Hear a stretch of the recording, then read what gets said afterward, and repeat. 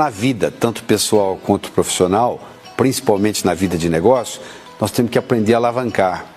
E uma das leis para alavancar é usar a chamada lei do menor esforço. Nós vivemos a nossa vida seguindo a lei do menor esforço. Se você está acostumado a levantar às 5h30 da manhã, e eu peço para você ficar na cama até às 10, é um sacrifício. Se você está acostumado a levantar às 10, eu peço você para acordar às 5h30, também vai ser um sacrifício, não é verdade? Porque nós seguimos a lei do menor esforço. Quando a lei do menor esforço é aquela que nos leva ao sucesso, está resolvido o problema. Aí nós aprendemos a fazer mais com menos. O que é fazer mais com menos? Não é aumentar o orçamento, não é aumentar horas de trabalho, não é aumentar funcionários. É aprender a produzir mais com menos esforço. Eu estou produzindo mais com menos esforço, dependendo se eu estou ou não usando a lei do menor esforço. E a lei do menor esforço, ela é determinada pela estrutura. Se você está numa sala e tem uma porta e uma janela, você provavelmente entra na sala pela porta. Você poderia entrar pela janela, claro, mas uma vez ou outra de brincadeira. No cotidiano, no dia a dia, a cada momento que você entra na sala, você não vai entrar pela janela, você vai dizer, dá muito trabalho, eu prefiro entrar pela porta. E se você entrou por aquela porta, se é a única porta, você provavelmente vai sair por ela também. O que você está fazendo? Você está usando a lei do menor esforço. Então você tem que fazer a seguinte avaliação. Qual é a minha lei do menor esforço para mim? É uma lei de menor esforço que me leva ao sucesso? É uma lei de menor esforço que me leva ao fracasso? Porque a força de vontade em si não vale nada. Eu vou lhe entregar uma bola de futebol cheia e vou solicitar para você mantê-la no fundo da piscina. Por mais força de vontade que você tenha, vai chegar uma hora que você vai cansar, a bola vai flutuar. Por quê? Bola de ar, de futebol cheia de ar, a tendência é flutuar. Se eu te entregar uma barra de chumbo e você segurar na piscina, para não deixar ir para o fundo, vai chegar uma hora que você vai cansar, a barra vai descer. Uma barra de chumbo, o menor esforço para ela é descer, enquanto para a bola é flutuar, para a barra de chumbo é afundar. Então você tem que, em vez de você ficar usando a força de vontade, que não resolve nada, você tem que mudar a sua estrutura psicológica, de modo que a lei do menor esforço funcione a seu favor. Ou seja, aquilo que você vai fazer com menos esforço vai levar você até onde você quer ir. Você sabia que quando uma pessoa está deprimida, em geral ela pensa em preto e branco? Quando ela toma um antidepressivo, o antidepressivo tem como ação farmacológica final transformar o preto e branco em colorido. Quer dizer, uma pessoa deprimida pensa em preto e branco, uma pessoa entusiasmada pela vida pensa em colorido. Se uma pessoa tem, por exemplo, muito colorido no seu passado e preto e branco no seu futuro, é aquela pessoa que conversa com você que é saudosista, que está conversando sobre os bons tempos, porque o que predomina no cérebro dessa pessoa é o passado. Por outro lado, se ela tem o passado em preto e branco e o futuro em colorido, é essa pessoa futurista, essa pessoa que está cheia de visões, está cheia de entusiasmo, está cheia de planos para fazer. Se você aprende a pensar em colorido, não só facilita tremendamente o seu processo de pensamento, porque mais áreas do seu cérebro são envolvidas. Se você está pensando só em preto e branco, só o hemisfério esquerdo está na jogada. Se você começa a pensar em colorido, as outras partes do cérebro, o outro hemisfério, o direito, também entra na jogada. Então você tem mais células sendo usadas. Então, no processo criativo, isso é muito importante. Então, se você aprende a pensar em colorido, você pode, inclusive, melhorar um estado depressivo. A pessoa depressiva, pensando em preto e branco, que começa a fazer, vamos supor, cromoterapia, e a cromoterapia melhora a depressão, ela melhora por quê? Porque ela começa a impregnar na estrutura psicológica aquelas cores, e o pensamento passa a ser colorido. Como que o nosso eu é formado? O eu, o você, o eu. Como é que nós somos formados? Nós somos formados através da influência que nós temos na infância. De pais, de avós, de vizinhos, de um filme que você assistiu, de um herói, um super-herói. Então, como é que eu fico sabendo quem é que teve mais interferência sobre mim? Foi o meu pai ou a minha mãe? É uma boa pergunta? Eu pergunto para você. Quem interferiu mais na sua vida?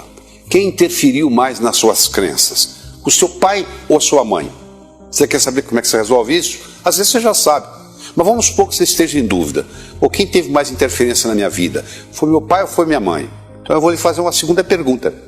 Quem você tinha mais necessidade de agradar? Aquela pessoa que você tinha mais necessidade de agradar foi provavelmente aquela que lhe passou mais crenças. Claro que você pode obter crenças diferentes de diferentes pessoas. Você pode ter obtido a crença de dinheiro do seu pai, a crença de saúde da sua mãe, a crença de velhice do seu avô, a crença de Deus da sua avó. Ou seja, o nosso eu, o que é você hoje, o que sou eu hoje, nós somos um somatório da nossa experiência de vida e fomos criando, fomos formando esse eu, da televisão, do filme, do herói, do pai, da mãe, da professora, que às vezes teve uma influência muito grande sobre nós, às vezes até uma vizinha. Às vezes uma vizinha sua teve uma influência grande no modo como a sua personalidade é hoje. Então a nossa personalidade vai sendo criada de acordo com essas influências que nós vamos tendo em momentos especiais, principalmente momentos emotivos. O que faz a gente guardar é a emoção. Toda a memória que você tem, se eu perguntar para você qual é a memória mais remota que está na sua cabeça, você vai ver que se você sair procurando, lá você vai encontrar que tem alguma coisa de emoção, ou agradável ou desagradável. Se for agradável demais ou desagradável demais, isso cria como se fosse uma cola, que cola essa memória e ela fica ali. Então nós fomos colando isso aí, fomos fazendo isso e vamos formando esse eu. Mas eu tenho uma boa notícia. Ninguém é condenado a ser quem sempre foi. Vou falar de novo. Ninguém é condenado a ser quem sempre foi. Eu posso a qualquer momento mudar essa influência que eu tive. Se a influência que eu tive está servindo, está dando um resultado desejável, muito bem, permaneço com ela, não tem nada errado. Agora, se ela não está me servindo mais, está na hora de eu mudar. Eu tenho que constantemente estar fazendo um processo de atualização no meu eu. Porque como o mundo está mudando, eu também tenho que mudar. Não é verdade? Senão não funciona. Você não começa uma construção pela parede nem pelo teto, não é verdade? Você começa por onde? Pela base. Tudo começa pela base. É o que nós estamos fazendo aqui nesse programa. Nós estamos começando pela base. Nós estamos começando o quê? Reestruturando a nossa autoimagem, reestruturando a nossa autoestima, mostrando que isso aqui agora está equilibrado. A partir de agora, o nosso desempenho pessoal e profissional vai depender da nossa autoestima. Nunca o nosso desempenho vai ser maior que a nossa autoimagem. No momento que nós melhoramos a autoimagem, nós melhoramos o nosso desempenho pessoal e profissional. Porque para fazer isso, você tem que limpar o seu passado, cancela, deixar tudo certinho. Ah, mas não interessa. O seu pai, a sua mãe fez o melhor que eles sabiam. Eles não sabiam o que eles não sabiam. Eu trabalho com desenvolvimento cerebral há 27 anos. Todas as vezes que eu ofereci para um cérebro 2 ou mais opções, ele sempre escolheu a melhor. Posso lhe garantir que os seus pais fizeram o melhor que eles sabiam fazer para você naquele momento. Ponto. Eles não fizeram o melhor porque não sabiam. Se eles não sabiam, não tem nada que culpar. Essa história de você ficar no blá blá blá do passado não resolve absolutamente nada. O passado já passou, não tem nada que você possa fazer. Bom, aqui você está. Nós agora vamos começar a fazer um planejamento de futuro. Chega de falar de passado. Vamos conversar sobre o futuro. Vamos conversar como é que nós podemos realmente, no nosso dia a dia, sermos co-criadores da nossa existência. Lá na Bíblia já diz isso, que nós somos co-criadores da nossa existência. Ou seja, nós temos a nossa responsabilidade. Nós ganhamos de presente a dádiva da vida. Esse é o maior presente que nós recebemos. O resto agora corre por nossa conta. Nós temos que fazer a nossa parte, não é ficar só pedindo, não. Você conhece a história daquele sujeito que toda manhã ele ficava orando? Meu Deus, meu Deus, meu Deus, deixa eu ganhar na loteria, deixa eu ganhar na loteria. Um dia Deus perdeu a esportiva e gritou lá de cima, pelo menos compra o bilhete, pelo menos faça a sua parte. Você fazendo a sua parte, tudo funciona bem. Só que a pessoa fica com a energia amarrada no passado e perde a oportunidade. Ou está muito amarrada no passado, ou está muito preocupada com o futuro. E sabe onde é que acontece a vida? No aqui e agora. quero conversar com você sobre a diferença entre pedir, solicitar e agradecer. Muitas vezes nós ficamos pedindo as coisas para Deus.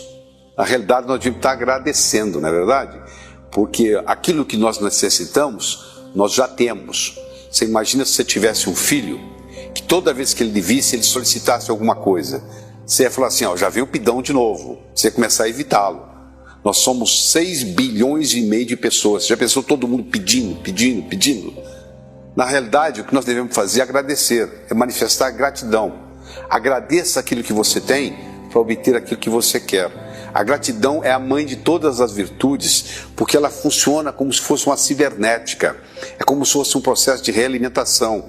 Você sabe, se você colocar na temperatura de uma sala, no termostato 21 graus Celsius, a temperatura vai ficar em torno de 21, porque a temperatura da sala vai fornecer para o termostato a informação de que a temperatura está daquele jeito que deveria de ser ou não. A gratidão é o modo da gente dizer para o universo, ó, eu estou satisfeito, eu tenho que agradecer aquilo que tem e gostaria de ter, e também agradecer aquilo que eu não tenho e não gostaria de ter. Mas eu tenho que fazer isso, não é só da boca para fora, não. A linguagem, ela só tem força, solicitando ou agradecendo, quando aquilo que sai da minha boca, na forma de palavras, tem um reflexo no meu cérebro na forma de imagens.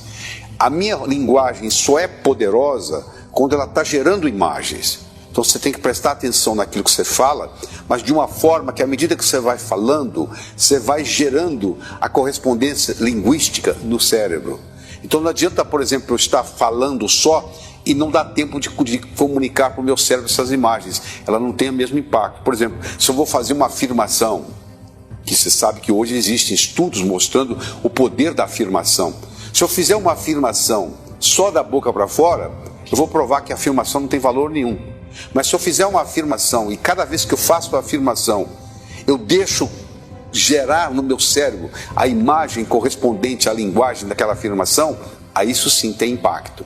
Aí você começa a ver que faz uma diferença. Se você começar a fazer afirmações negativas, você não quer nem pensar nisso, né? Engraçado, se eu falo que é para você pensar negativo, você fala, não quero. Agora, muitas vezes você discute se o pensar positivo funciona.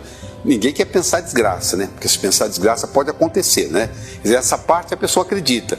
Não, eu não vou pensar desgraça para não acontecer. Agora é a parte positiva, ou é o outro lado da moeda. Então, quando você estiver solicitando, ou estiver agradecendo, ou estiver falando, você tem que deixar as imagens refletirem no cérebro. A aparência conta sim e muito. Se alguém tocar a campainha da sua casa, do seu apartamento, e tiver de batina preta, colarinho branco, uma Bíblia debaixo do braço, até que se prove o contrário, você vai pensar que aquilo ali é um religioso e um padre. Não é verdade? Pode até não ser. Se você está dirigindo numa rodovia e olha no seu retrovisor e tem um carro da polícia piscando e mandando você parar, você vai pensar que é polícia. Pode ser até que não seja. Ou seja, a aparência. Agora eu tenho um detalhe muito importante aqui para lhe mostrar. Não é estar bem vestido, é estar adequadamente vestido para o contexto, para a ocasião. Se eu sou advogado de uma multinacional e vou representar essa multinacional junto a uma greve do Sindicato dos Operários, se eu chegar lá de Rolex, abotoadura de ouro, todo engravatado, sabe o que eles vão dizer? Chegou o inimigo. Se eu quero jogar num time, eu não posso entrar com a camisa do outro. Se eu quero servir exército, eu não posso aparecer lá com o uniforme da Marinha. Não é verdade? Então, o segredo da aparência é estar adequadamente vestido para a ocasião. Ou seja, qual a mensagem que você quer passar com a sua imagem. Se eu sou um cantor de rock and roll, eu posso me dar o luxo de usar óculos escuros no meu show. Porque o contexto permite isso. Agora, se eu vou para uma reunião executiva, ou se eu vou para uma entrevista de trabalho usando óculos escuros, provavelmente eu não serei contratado. Aquilo vai contar negativamente contra mim, porque eu não estou permitindo às outras pessoas ver os meus olhos. É como se eu estivesse escondendo alguma coisa. Então, a importância da aparência depende do contexto. Isso é muito importante.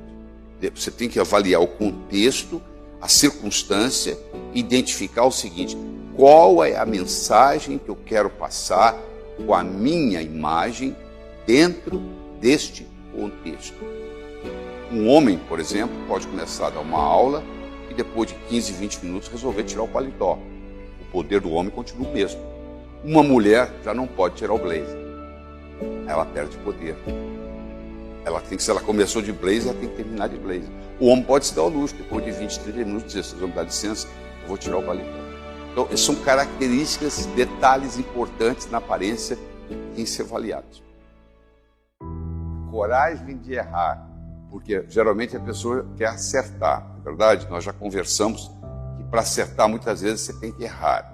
Um casal vai com seus filhos para os Estados Unidos, passa lá um ano. As crianças voltam falando inglês, os pais voltam sem falar inglês. Por quê? Porque o pai e a mãe ficam assim: bom, quando eu falar bem, aí eu vou falar. Como a criança não tem medo de errar, ela vai errando, vai praticando. Como é que você aprende a falar? Falando, não existe outro jeito. Como é que você aprendeu a andar? Andando, caindo, andando, caindo. Então, se você não tem aquela história do perfeccionismo, o perfeccionismo passa a ser uma doença. Porque está provado que o perfeccionismo atrapalha tremendamente a produtividade. Porque se eu tenho que fazer aquele perfeito, eu conheço um sujeito que mora no Nordeste, de vez em quando eu vou na cidade dele, em Fortaleza, e ele, de vez em quando, ele vem nos meus cursos, e ele diz assim: eu estou lá, eu estou escrevendo aquele livro, viu?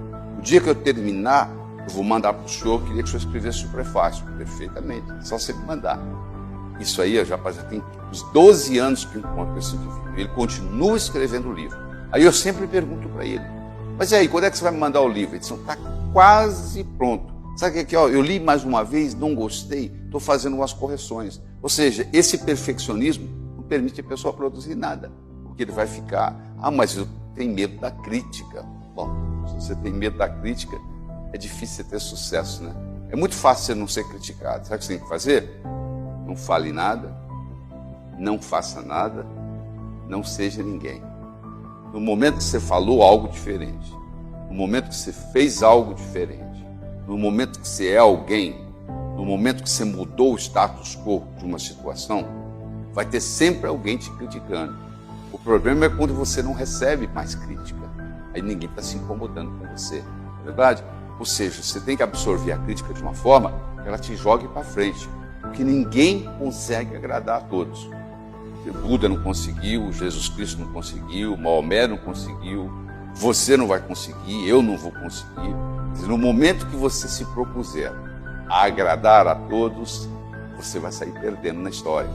Porque se você for o melhor da sala, o cara que é o último não vai gostar. Se você for o pior da sala, o cara que está lá em primeiro lugar não vai gostar. Se você for mediano, nem o que está lá em cima, nem o que está lá embaixo vai gostar. Então, o segredo é você fazer de acordo com os seus valores. E saber o seguinte, que para acertar, muitas vezes, nós precisamos errar. O que dizemos? Se você não disse nada, ninguém sabe se você é inteligente ou deixa de ser. No momento que você falou besteira, tem jeito de voltar atrás, na verdade. Então, por isso que nós já temos uma boca e 2 ouvidos. Somos feitos mais para escutar do que para falar. Então, quando nós estivermos em dúvida, é melhor a gente morder a língua e não falar. Porque uma palavra falada, uma flecha lançada, uma oportunidade perdida, depois que aconteceu, não poder fazer mais nada, não volta. Você não pode trazer a palavra de volta. Não é verdade? Então, é muito importante isso. O que você vai dizer? Por isso você tem que fazer o seu dever de casa, para saber o que você vai dizer. Mas não é só o que você vai dizer, é como você vai dizer o que você vai dizer. Você quer ver? Olha aqui, escute. Eu não disse que ele roubou o dinheiro. Eu não disse que ele roubou o dinheiro. Quem foi que disse? Eu não disse que ele roubou o dinheiro. Como é que você se expressou? Eu não disse que ele roubou o dinheiro. Quem foi que roubou? Eu não disse que ele roubou o dinheiro. Como é que ele obteve? Eu não disse que ele roubou o dinheiro. O que foi então que ele roubou? A mesma frase tem 5 significados diferentes, dependendo de onde você coloca a ênfase. Então, não é só o que você está dizendo, é como você está dizendo o que você está dizendo. Tem uma frase que eu digo o seguinte: o cantor é mais importante que a canção. Se você tem o seu cantor favorito, tem uma canção favorita que ele canta, que toca o seu coração, aquela mesma canção cantada por um cantor que você não gosta, não toca o seu coração. Não é verdade? Porque as palavras são as mesmas, mas estão sendo cantadas num timbre diferente, numa tonalidade diferente, e não satisfaz o seu coração. Então, quando você leva em consideração isso, o que você faz, a sua aparência, o que você diz, como você diz o que você diz, você deixa na pessoa uma imagem, boa ou ruim, dependendo de como você administrar isso. Mas o importante é você entender que numa interação, os 3 primeiros minutos são fundamentais. Nos primeiros 3 ou 4 minutos, a pessoa faz o julgamento a seu respeito. Feito esse julgamento, dar isso depois é complicado. A maioria confunde urgência com importância. Acaba fazendo o que é urgente e não o que é importante. Na nossa vida, nós podemos dividir as coisas em 4. Coisa que é urgente, que não é urgente, coisa que é importante, coisa que não é importante. Às vezes não é nem urgente nem importante. A gente gasta um tempo enorme por nada. Depois reclama que o dia é curto, né? Porque não está fazendo prioridades, não está fazendo o que é mais importante. Se você observar um taxista colocando a bagagem no porta-mala, se ele é um taxista de experiência, você vai ver que ele coloca a mala maior primeiro, depois a segunda maior, depois a terceira, e cabe tudo no porta-mala. Se ele colocar pequenininha primeiro, acaba indo uma no banco de trás. Olha que interessante. Esse mesmo princípio nós vamos aplicar aqui. O nosso porta-mala são as 24 horas do dia. Se você decide fazer as suas prioridades, aquilo que é importante primeiro, sobra tempo para fazer o resto. Se você começa a fazer o que é fútil primeiro, o que não tem nenhuma necessidade de ser feito, aí não dá tempo de fazer o outro, não dá tempo de fazer o resto. Então você saber estabelecer prioridades e fazer as prioridades primeiro é importantíssimo. Por exemplo, se você tem uma coisa que é importante, mas não é urgente, e você se dedica tempo a fazer aquilo, você vai fazer sem estresse, sem urgência, sem nada. Você tem que declarar seu imposto de renda, né? Porque você não declara ele em fevereiro. Você vai conversar com o seu contador, ele está desocupado, não tem ninguém telefonando para ele. Em abril você vai ter que entregar o imposto de renda de qualquer jeito, não vai? Faça ele em fevereiro. Você vai ficar muito mais tranquilo se você deixar para a última semana. E aí o seu contador não vai poder lhe atender, porque aí virou urgência. Em fevereiro era importante, mas não era urgente. Em abril é importante e é urgente. Mudou a história. E os estudos de pessoas bem-sucedidas, as pessoas bem-sucedidas, em geral, gastam a maior parte do tempo fazendo aquilo que é importante e não urgente. Ou seja, não deixa a urgência misturar com a importância. Só você aí pode decidir na sua vida o que é urgente, o que não é urgente, o que é importante, o que não é importante. Começa por aquilo que é importante, mas que não tem tanta urgência. Você vai trabalhar tranquilamente no processo, não vai precisar acelerar nada. Aí você vai se autorrealizar. Porque geralmente você está trabalhando com urgência, geralmente você está tão preocupado em terminar que não dá para aproveitar a jornada. Você está preocupado no destino. O destino é importante, sim. A jornada é importante também. Não tem um mais importante que o outro. A jornada é importante, o destino é importante. Uma crença, uma vez estabelecida, tem como função única e exclusiva se perpetuar. Se você não fizer nada, ela fica o resto da vida. Porque o cérebro não pode lidar com mais do que 5 a 9 informações de cada vez. Você não estava prestando atenção na ponta do seu nariz até que eu falei. Nem no dedão do seu pé direito, nem no lobo da sua orelha esquerda. Não dá para ficar prestando atenção em tudo.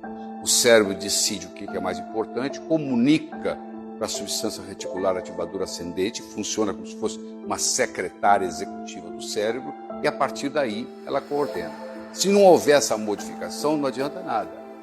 Se você é do sexo feminino, já é mãe, quando você estava grávida, você via muito mais mulher grávida no shopping do que você vê hoje. Por quê? Porque você estava mais ligado em gravidez. Quando você comprou aquele seu carro novo azul, de repente nas ruas da sua cidade, mais carros iguais àqueles estavam circulando. Já estavam lá, só que você não percebia. Então as nossas crenças determinam as nossas percepções, determinam as nossas ações e determinam as nossas manifestações. Até bem pouco tempo pensava-se que para você modificar uma crença era uma coisa muito complicada. Você tinha que fazer um processo psicanalítico de muitos anos, etc. Com o desenvolvimento da neurociência, descobriu-se que a coisa é bem mais simples. A tecnologia foi facilitada. No seguinte modo, que por trás de uma crença existe uma metáfora. Por trás de uma metáfora existe um ícone.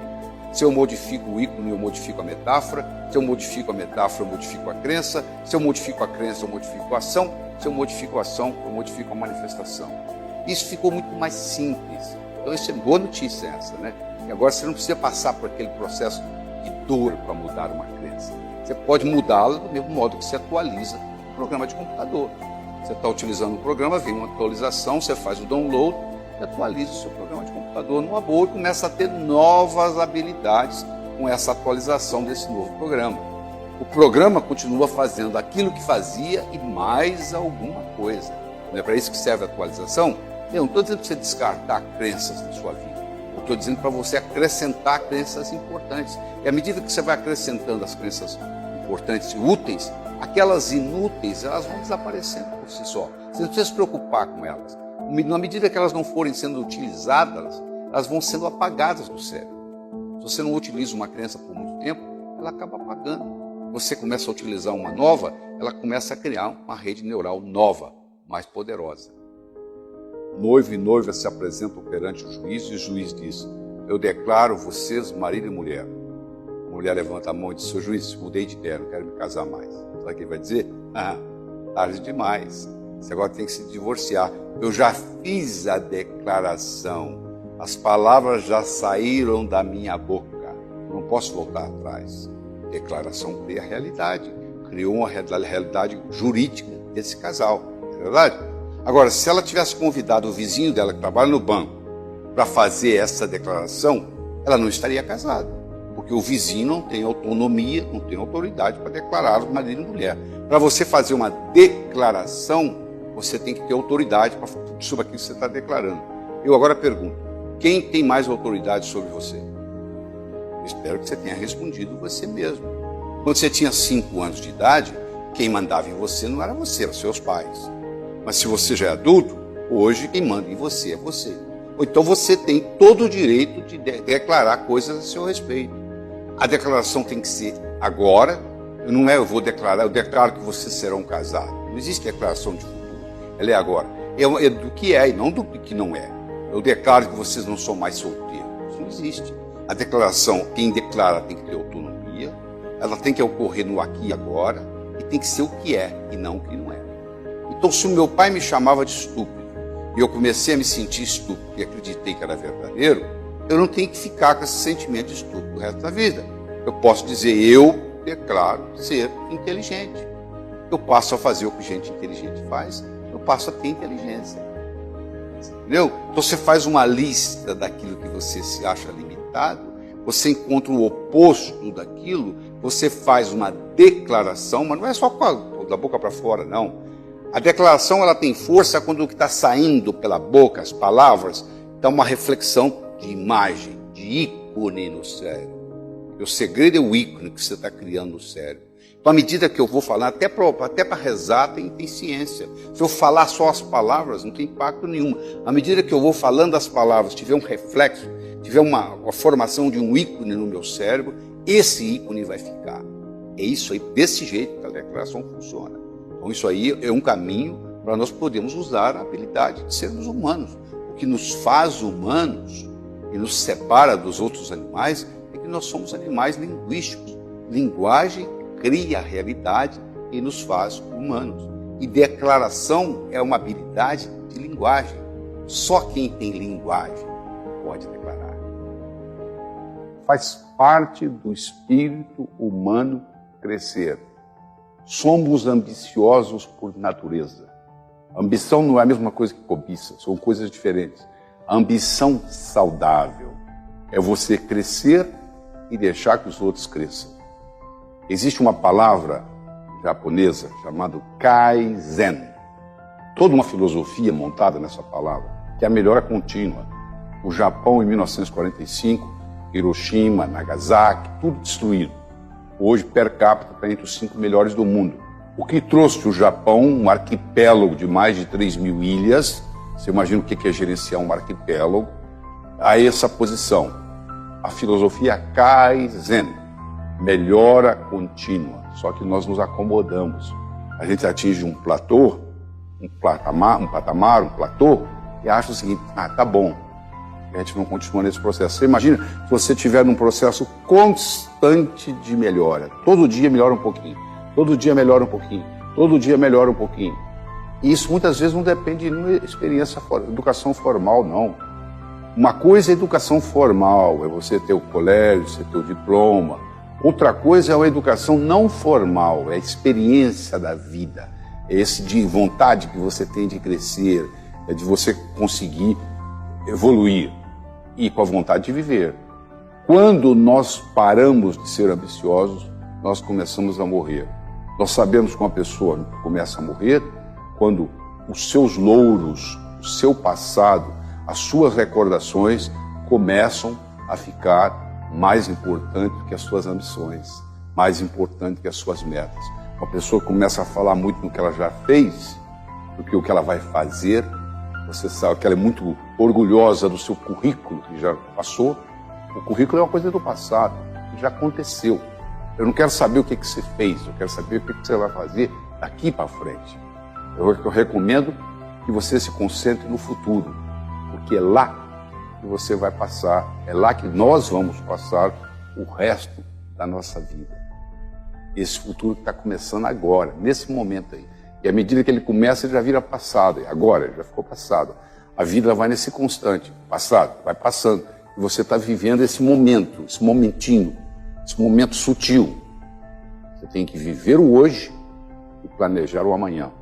Se você planeja só o amanhã, você não está vivendo a vida. Se você vive só o hoje, você também vai ter problemas. Então a filosofia simples é viver o hoje e planejar o amanhã. O que é o impossível? É aquilo que ninguém faz até que alguém faça. Roger Bannister foi o primeiro ser humano a correr 1 milha em menos de 4 minutos. Até então, ele, estudante de medicina na Inglaterra, até ele correr 1 milha em menos de 4 minutos, era impossível o ser humano correr 1 milha em menos de 4 minutos. Tinha tratados de fisiologia explicando por que o ser humano não pode correr 1 milha em menos de 4 minutos, até que Roger Bannister rompeu essa barreira dos 4 minutos. Hoje, qualquer atleta, não precisa ser excepcional, qualquer atleta profissional, qualquer corredor profissional, é capaz de correr 1 milha em menos de 4 minutos. Ficou uma coisa banalizada. Mas isso um dia era impossível. Você já imaginou o que levava uma caravela atravessando o Atlântico? E você já pensou se você entra hoje num avião supersônico? Como é que é fácil? Quer dizer, uma coisa que era praticamente impossível, com a ajuda da tecnologia, se tornou simples. A tecnologia ela não é boa nem ruim. Ela ajuda a transformar o impossível no possível quando bem usada. Ela vai depender de quem está usando. Mas se você vai contra a estrutura, é complicado. Você quer ver? Ó? Tenta afundar uma bola de futebol cheia de ar. Acha que você consegue? Por quanto tempo? Vai chegar uma hora que a sua mão vai doer, você vai soltar a bola. Sabe por quê? Porque a estrutura de uma bola de futebol cheia de ar é para flutuar e não para afundar. Uma barra de chumbo, a estrutura é para afundar na água e não para flutuar. Se você quiser segurar a barra de chumbo na superfície da água, você vai cansar. Se você quiser segurar a bola de futebol no fundo da piscina, vai chegar uma hora que você vai cansar e vai soltar. A estrutura determina a função. Você entra na sua casa todos os dias por a porta naquele lugar que a porta está. Você podia até entrar pela janela, mas é mais complicado. Você entra por onde está a porta. Quando você for sair, eu vou prever que você também vai sair por aquela porta. Então, para você fazer uma modificação, transformando o possível aquilo que é impossível, Muitas vezes você tem que modificar a estrutura. Às vezes você tem que modificar a própria estrutura psicológica. Porque no momento que você modifica a sua estrutura psicológica, você não precisa de força de vontade. Em 1953, eles entrevistaram todos os formandos da Universidade de Harvard. Em 1973, eles reentrevistaram quem estava vivo. Em 1953, eles fizeram várias perguntas. Uma delas era a seguinte: o que você vai fazer nos próximos 6 meses, 1 ano, 5 anos, 10 anos, 15 anos depois de formado? Você imagina uma pergunta dessa para um jovem se formando. A maioria não tem a menor ideia. Uma pequena minoria tinha uma ideia do que ia fazer. Uma minoria menor ainda, ou seja, 3%, tinham por escrito o que eles iam fazer nos próximos 6 meses, 1 ano, 5, 10, 15, 20 anos. 20 anos depois, 1973, quando reentrevistados, esses 3% que tinham por escrito o que iam fazer na vida, valiam mais financeiramente do que os 97% juntos. Pô, eles foram estudar, poxa. O que isso tem de diferente? Será que tem inteligência diferente? Não era. Background familiar, vem de famílias diferentes, fazia diferença. Pô, notas melhores? Não. A única variável que era estatisticamente significante é que essas pessoas tinham colocado por escrito o que queriam fazer. Coisas importantes vão para o papel. Você não vai num banco, aperta a mão do gerente e sai com dinheiro. Você vai ter que assinar. Você deve. Você não compra uma casa e fica no papo. Você tem que assinar. Você não casa, você tem que assinar. As coisas importantes vão para o papel, inclusive suas metas. Uma coisa é você pensar na meta. Outra coisa é você passar a meta para o papel. Nesse processo de passar do cérebro para a mão, faz uma diferença enorme. Você realmente se conscientiza daquilo que você quer fazer. Então, de vez em quando, você tem que escrever as suas metas. Você tem que colocar para você mesmo, para você ver fora de você. Porque enquanto você está pensando, o processo está dentro de você. E você tem que se colocar no que se chama uma posição meta, com relação às suas metas. Parece um pleonasmo, né? Mas não é não. É se colocar numa posição meta com relação às suas metas. Ou seja, você tem que ser um observador daquilo que você vai fazer. E o jeito de fazer isso é passar do cérebro para a mão. Então, a nossa recomendação hoje é a seguinte: escreva, coloque no papel aquilo que você realmente quer atingir na vida. Porque tem estudos, inclusive esse que eu citei, provando que é assim que funciona. Howard Gardner diz que nós temos 9 tipos de inteligência. Essa que eu vou conversar não está na categoria dele, mas é muito prática. É a inteligência financeira. Você deve conhecer gente que tem mestrado, doutorado, pós-graduação em tudo, não consegue pagar o aluguel, tem que pegar o dinheiro emprestado com um cunhado. Você conhece gente que mal sabe escrever o nome e que está muito bem financeiramente, obrigado. Você já parou para pensar qual é a diferença? É porque aquele muito intelectual, ele ficou tão intelectual, ele vive num mundo tão abstrato, ele não consegue ganhar dinheiro. E o outro é mais pragmático, é mais objetivo. Então, essa riqueza, ela depende de uma inteligência. Primeiro, ela depende de uma ambição, né? Porque tem gente que simplesmente não quer. Não, dinheiro eu não quero. Então já é um problema de crença. A crença é muito importante. Os nossos atos dependem de nossas crenças. Se você tem uma crença positiva, você vai ter uma atividade positiva, um resultado positivo. Se você tem uma crença negativa, você vai ter uma ação negativa com relação àquilo, você vai ter um resultado negativo. Porque o seu resultado depende da sua crença, não só da sua crença, mas depende fundamentalmente da sua crença. Então a primeira coisa que nós temos que mexer nas crenças. Tem gente que tem muita crença errada e negativa com relação a dinheiro. Eu recomendo você ler um livro meu chamado Enriquecer, Ambição de Muitos, Realização de Poucos, onde nós trabalhamos nessas mudanças de crença. É uma coisa que não se muda da noite para o dia. Tem que ser trabalhado, pensado, repensado, ouvido. Bom, isso é uma parte do processo, é você acreditar que é possível. Mas só acreditar não é suficiente.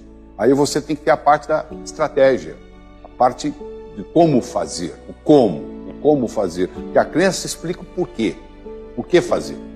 Agora, a prática, a tática, a estratégia, a tática operacional explica o como fazer. Então, tem que ter os dois componentes. Tem que ter o direito e o esquerdo, um lado e outro. Por isso que o nosso cérebro tem dois hemisférios, o esquerdo e o direito. Eles têm funções diferentes, propriedades diferentes, que quando combinados fazem uma sinergia. É quando 1 mais 1 é maior que 2. Você pode ter 1 mais 1 menor que 2, 1 mais 1 igual a 2, 1 mais 1 maior que 2. Na relação humana, a aritmética pode ser modificada. 1 mais 1 pode ser igual a infinito. Essa é a grande verdade. Então, quando você combina essas atividades, faz uma diferença enorme. Principalmente no que diz respeito à inteligência financeira. Que pode ser estudada, que pode ser melhorada, que pode ser desenvolvida. Ou seja, o seu coeficiente financeiro, você não tem que ter o mesmo. Você não está condenado a ser quem sempre foi financeiramente. A qualquer momento, isso pode ser modificado.